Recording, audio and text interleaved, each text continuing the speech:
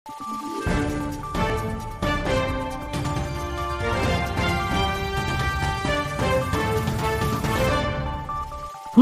araw, Pilipinas! Ito ang Valiente News, hatid sa inyo ng Office of the Vice President.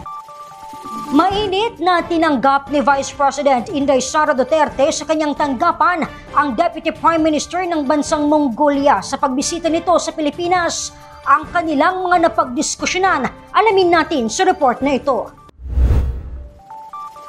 Mainit na tinanggap ni Vice President Inday Sara Duterte si Mongolian Prime Minister His Excellency Sainbuyan Amar Saikan sa naging pagbisita nito sa tanggapan ng pangalawang Pangulo noong Oktubre.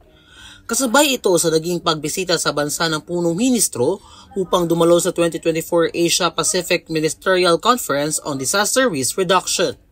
Kasabay din ito sa pagdiriwang ng ika-50 anibersaryo ng diplomatic relations sa pagitan ng Pilipinas at Mongolia na patunay sa mahabang pagkakaibigan at bilateral cooperation ng dalawang bansa.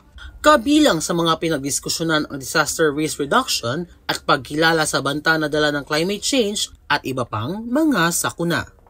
Binigyang halaga rin ng dalawang leader ang malagang papel ng pagiging handa at pagtutulungan sa pagtugon laban sa mga banta sa kaligtasan at kapakanan ng dalawang bansa. Nagpasalamat naman si Vice President Inday Sara sa naging pagbisita ng punong ministro sa kanyang opisina.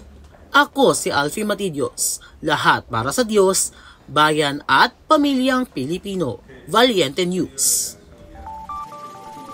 Vice President Inday Sara Duterte at Malaysian Deputy Prime Minister nagkita, disaster risk reduction kabilang sa mga napag-usapan. Ako si Claudette Loreto para sa mga kabuluhan, naninindigan at matapang na mga ulat at impormasyon.